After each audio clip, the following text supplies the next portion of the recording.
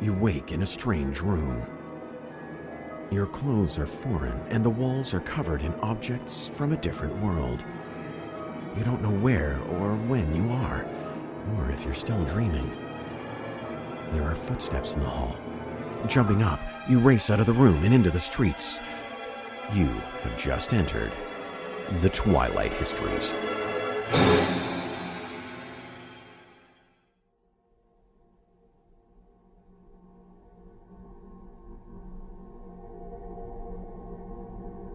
Welcome to the Twilight Histories.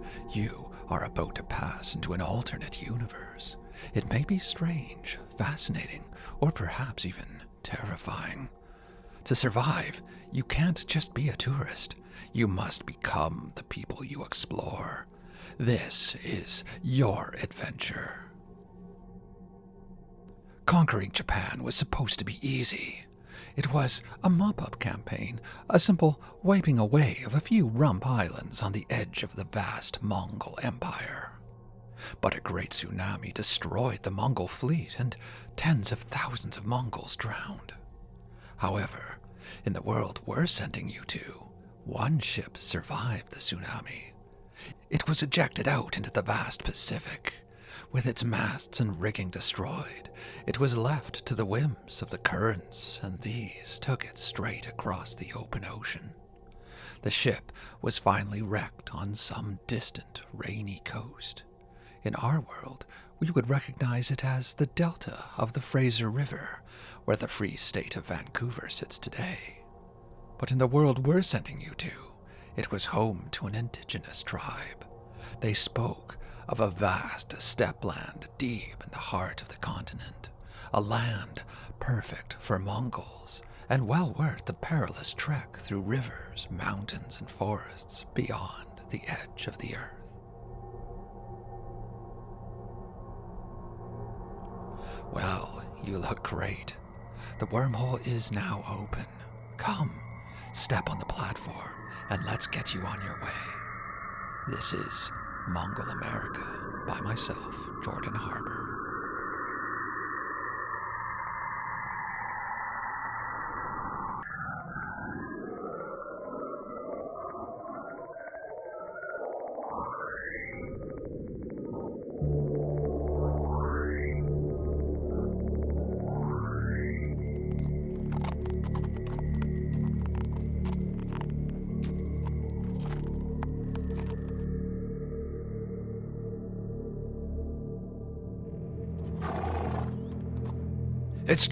It's true, comes the voice of a Mongol as he slides down the rubble embankment.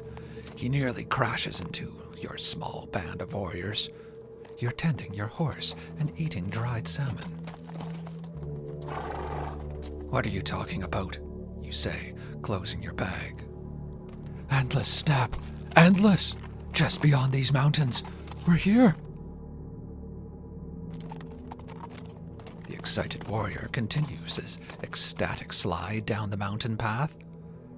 He bounds around the corner where you hear him announce his good news to the next group of Mongols. Your companions are stunned. You look at each other wordlessly. Then, as if in one body, you all dash up the mountain. You come to a crack where the rock face is cleaved in two. It looks like a split skull. You crawl through it. On the other side, you follow the wide-eyed gaze of your companions.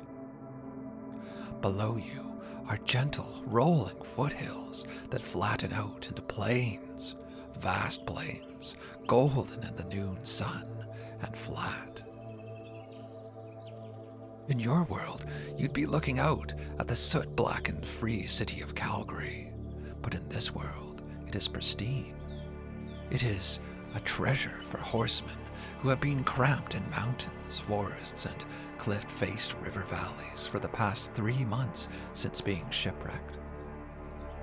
You have journeyed over 1,000 leagues chasing a rumor, and here it is, a land where Mongols can spread out and gallop in all directions, unfettered, unconquerable. The Great Plains of North America have become, in this strange world, Mongol country.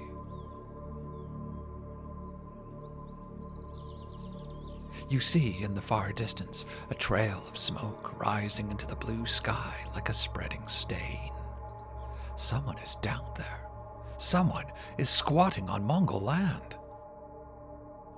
One of your companions spits off the mountain and pulls out his sword.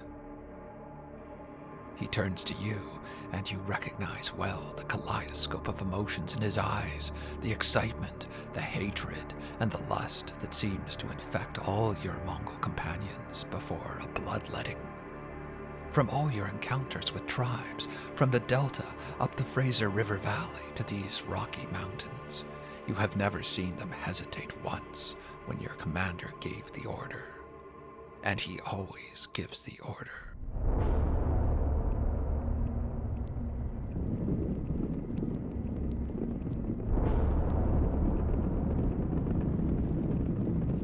You scream down through the foothills and into the great vast plains that cover half a continent. There are 80 Mongols on horseback, all howling with triumph as they spread across the plains like a great black lung expanding with a huge breath.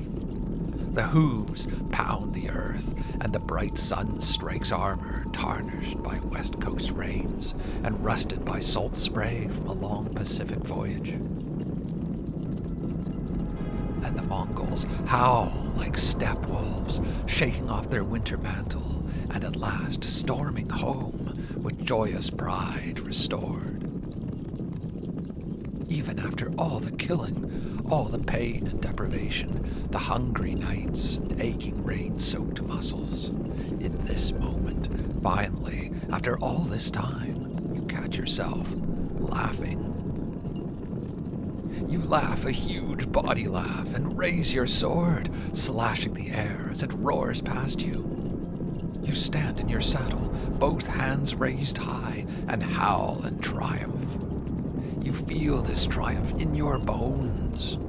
You are from a different world, but now this is exactly what you came for. This is what it's like to be a Mongol, deep in your element, your heart exploding with life, your mind drunk on freedom and heady with the knowledge that your sword is a compass that can take you anywhere. And it will, because this continent is open, and your band of 80 is invincible. The Great Plains will become a vast khanate, 3 million square kilometers of steppe, plain, and grassland, and is all yours for the taking. Except for that smudge of smoke ahead. Yes, there is that one small problem. There will be blood, plenty of blood, but for the first time since arriving in this world, you feel that might be okay. All the other Mongols seem to enjoy killing. Maybe it's time you let go of your soft mantle. You've been careful to conceal it from them, the dry wretches under your helmet, closing your eyes at the last moment. Maybe now it's time to allow yourself to accept that to kill is to be a warrior. If you want to truly experience what it's like to be part of the ranks of the Great Khan, you have to feel it on the inside. Every part of it. It's time to transform, to be born again. You spur your horse on and close your eyes. You drink deeply from the clean prairie air that is now your homeland. Death, death to all who get in your way. If they will accept slavery, then maybe you'll spare their lives. Maybe. For the rest, death. When your commander gives the order, you will not hesitate. You will raise your sword or your bow and you will kill.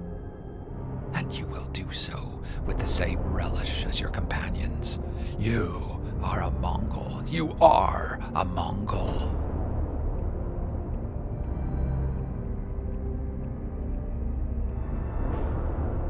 You hear gunshots.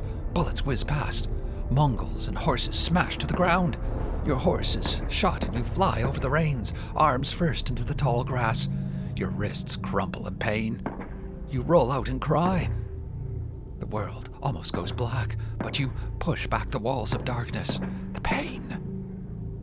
You raise your broken hands, then roll on top of them, hiding them from your sight. You taste dirt in your mouth. The shooting stops. You listen, but dare not raise your head above the grass. You hear the muffled sounds of talking. It's too quiet to make out words, but you can tell they're speaking in a Native American language.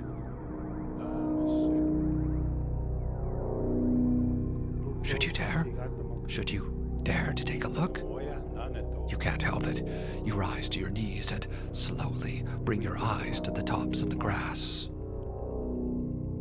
You see people. They're in costumes that look indigenous to this land, like the Blackfoot or Cree you've seen from old pictures. But these outfits are more modern with tighter fits. The clothes look almost manufactured. And the people are holding rifles, or are they axes? They have steel blades at the ends and are tied with feathers.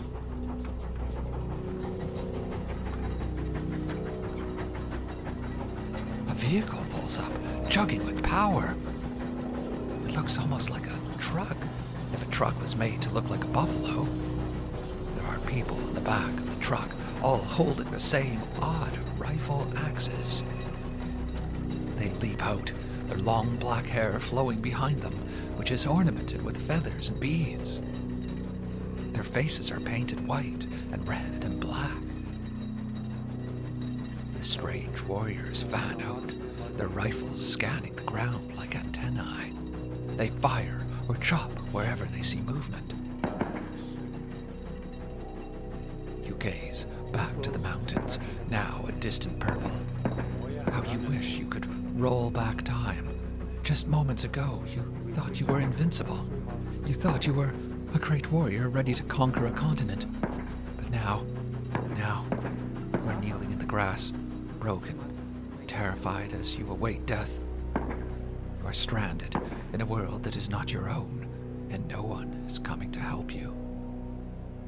Your adventure ends here.